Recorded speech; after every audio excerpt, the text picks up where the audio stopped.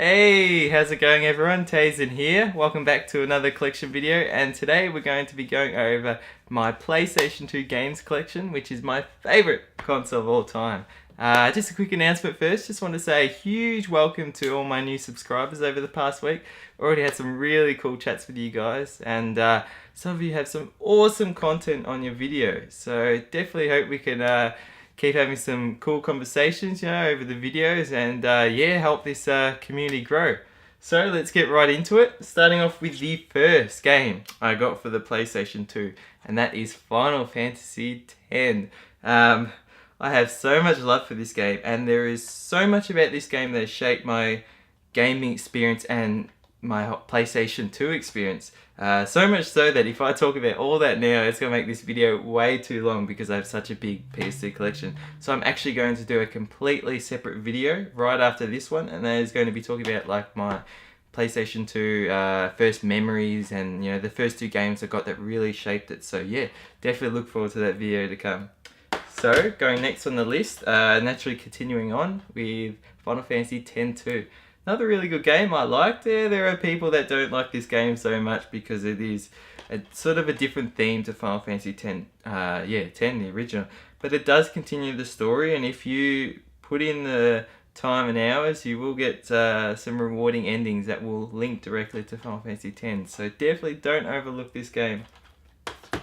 Next on the list, same game as before, but this is the Japanese International Last Mission version. I got this just for the collection before it actually came out on the re-releases, on the remasters for the PS3 and PS4. So now that they're out on and in the Western market in English, might sell this one, but you never know, might keep it there in the collection.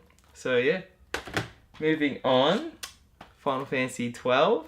Haven't played this game unfortunately. I started it and didn't understand the battle system at all, but this is ages ago when when it came out. And since then I've played several games that have this sort of MMO style battle, and now I understand it and I love it. So games like Xenoblade Chronicles for example, so I'm sure if I went back to this game I would absolutely love it so much. But there's been rumours around about it hopefully having a PS4 remaster. Boy, time flies. I keep thinking of PS3 days, but we're already in the PS4. But I hope this comes down to PS4 and then I'll play the HD remaster. If not, when I get the time, I'll definitely play this one. So yeah. Moving on to the list, last Final Fantasy game for the PS2, and that is Final Fantasy VII Dirge of Cerberus. I really enjoyed playing this game. It had a really cool storyline. It went through a bit more lore and different parts of the story. People didn't like this game. They didn't like the whole shooting style and stuff. I thought this was cool. They did something different. And the thing is, after this one, when Crisis Core came out, then there was a big linkage to the stories. Or I wouldn't say big, but there are elements and characters from Crisis Core that do show up and play a significant role in this, or the secret ending. So if you're someone who's played Crisis Core first, you might enjoy this game a lot more than someone who's played this first. I played this first, but I embraced it. So definitely don't overlook the faults that people may say about it. Great game. And now moving on. This is the second game I got for the PS2, and this is such a big part of my gaming passion, and that is Kingdom Hearts.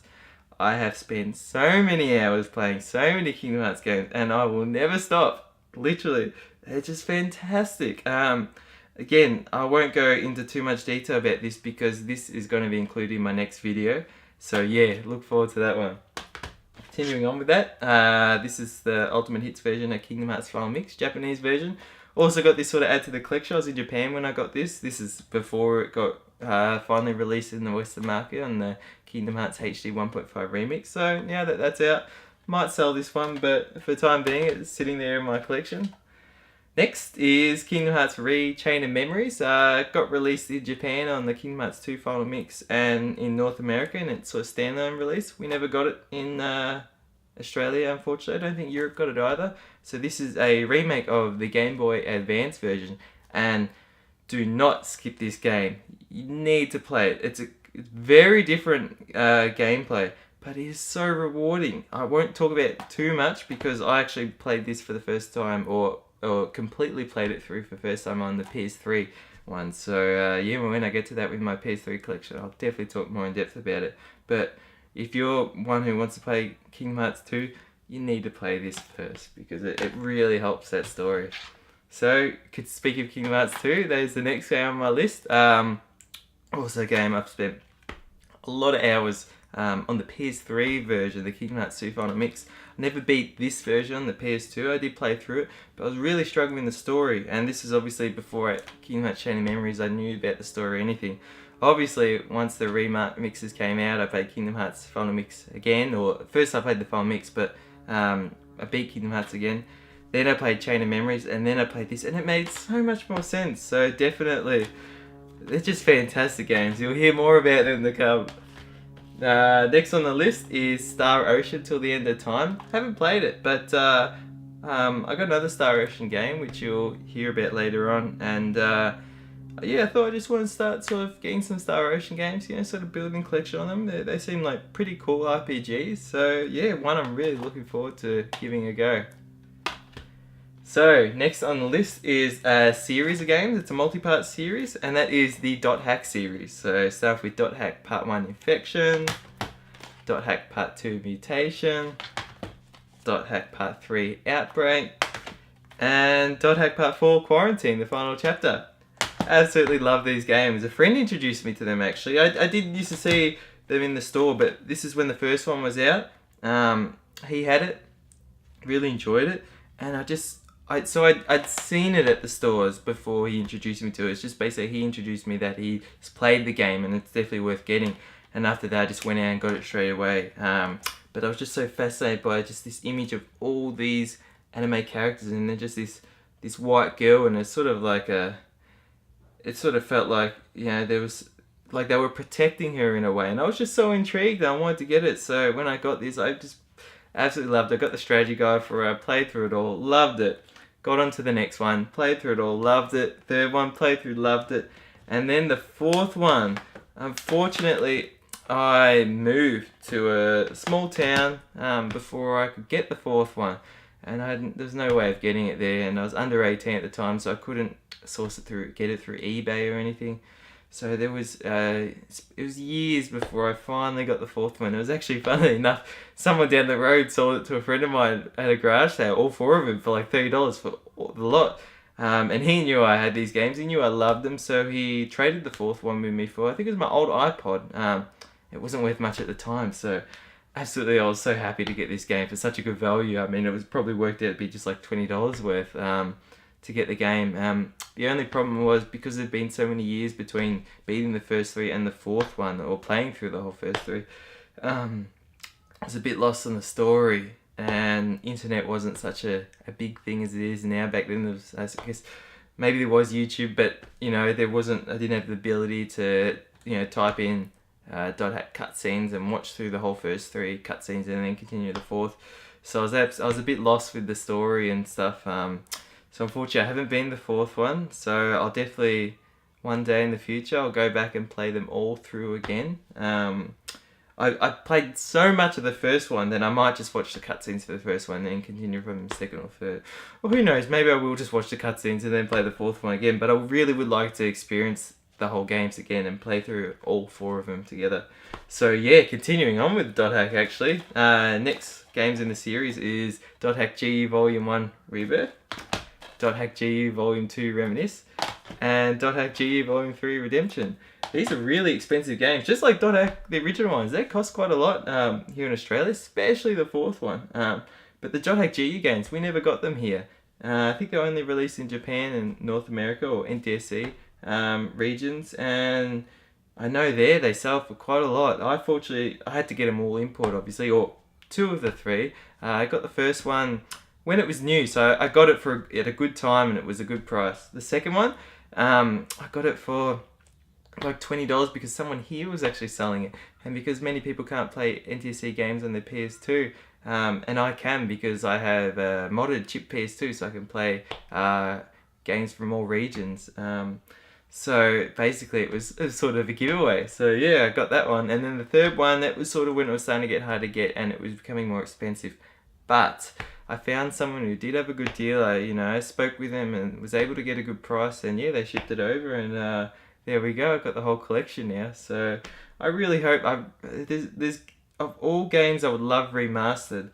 Many of them are on the PS2, and the Dot Hack games I'd absolutely love for them to get some sort of remaster. So hopefully, they do like the original Dot Hack 1 to 4 and a remastered Dot Hack GU, all remastered. So we'll see though. It's unlikely because it hasn't got as big of a fan base, or I guess knowledge base, I should say. It had real limited release here, the original ones. So we'll see. But next on the list, another great series of games, and that is the Drakengard games, Drakengard 1 and 2.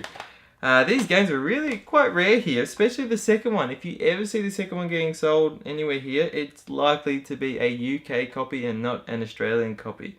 The game's exactly the same, but obviously the printing's different. We have our own Australian classification printing and stuff, and I try and make sure I get everything that's from the region. But oddly enough, yeah, they don't sell for that much, and they're sort of I feel like they've got a cult following. A lot of people find them weird, but those that really sort of enjoy the games really love it, and I think they're fantastic. And I can see the hopefully, I'd be surprised if there wasn't any influence from these games coming into Scalebound, coming out on the Xbox One. If you don't know about that game, have a look at it. It looks fantastic. It's not out yet, but definitely something that makes me consider getting an Xbox One. But anyway, I digress. Going back to this, these games are ones that I would love for them to also get some sort of HD remaster.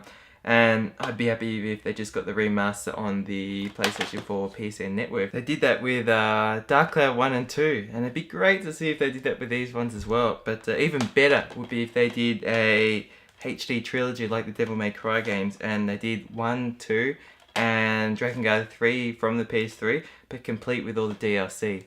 Would love that. So please, if anyone has the power to do that, is watching this video, try and make it happen. So yeah, moving on with my games. The next game is Shin Megami Tensei Digital Devil Saga 2. I found out about these games from Benzo8686, I believe his YouTube name is. That's his channel. Great channel, check him out if you ever get the chance. And yeah, he spoke a lot about and really highly of Digital Devil Saga and Digital Devil Saga 2, so I had to pick it up. Really rare games to find here, but same like the Drakengard 2, you hardly ever find them for much. And I haven't played this one because I don't have the first one, and I never see that one being sold anywhere. Did see it a couple of times, but they were UK copies, and then yeah, so it's a bit hard to get. So I really hope I get that, and then I will play these games like crazy. Moving next on the list, and that is Dragon Ball Z Budokai 2. Dragon Ball Z is one of my favourite animes, if you haven't already realised that from all the figures up there. And one of the first games I got was Budokai 1. When I beat that, I was one of those silly kids. When I was young, I would trade in games to GameStop, or EB Games it's called here, and I think Canada as well. I traded that in to get Dragon Ball Z Budokai 2. It worked in my favour because, as you saw in my recent pickups video, I got the Budokai HD collection, which is 1 and 3. So, the fact that it was sort of a funny coincidence that the HD collection didn't have number 2 and I still had that one. But I enjoyed this. My cousins played these games, and he said that people preferred number 1, or he did at least, but I enjoyed number 2 quite a lot, and I think number 3 may be even better. We'll see with that one. So yeah, that is my Dragon Ball Z collection for PS2, only one game. Following on that, I got this at the same time as I got Dragon Ball Z Budokai 1, and that is Ratchet and Clank. Fantastic platformers, I really love them. I was a Crash Bandicoot and Spyro player from the PS1, so to see PlayStation 2 get a solid platformer, especially when platformers, nowadays you unfortunately don't get to see them that much. So back then, I was so happy to play this game. It was such a new experience. The game was new. Got really cheap too. And yeah, it's a really good game to get. I'm glad that they're doing a sort of like a remake reboot on the PS4. So if you haven't played the Ratchet and Clank games, definitely give it a try. It's just a fantastic platformer. And I should say, continuing on with the not Dragon Guard, but the Ratchet and Clank games. And that is Ratchet and Clank 2, Locked and Loaded, and Ratchet and Clank 3, Up Your Arsenal. That's actually the name of it. I think it's called Going Commando in North America, and number 2 has a different name as well. But yeah, obviously I've played through all 3 games. I love them. I've done multiple playthroughs of them.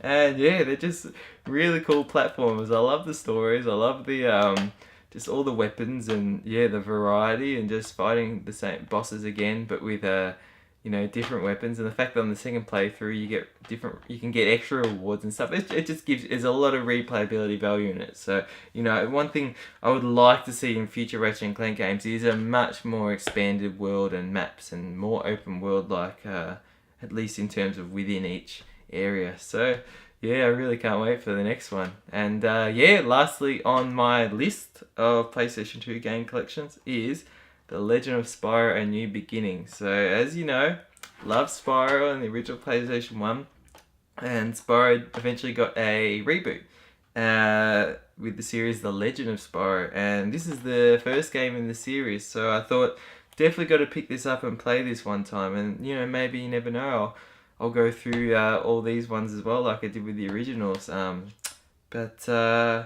Yeah, I'm sort of a bit scared too as well, because I know the first ones, I just absolutely love them so much, and you know, I don't want to go play this one. It turns out they've completely gone a different way. But I think these are much more story based. So, and I think Elijah Wood's the voice actor Spyro in this. So definitely a game to give, you know, a good playthrough. But yeah, guys, that is all for my PlayStation 2 collection. A big collection. I've just got this pile of games right next to me. I'm just hoping they all don't crush each other and crumble down. But yeah, guys, thank you so much for watching.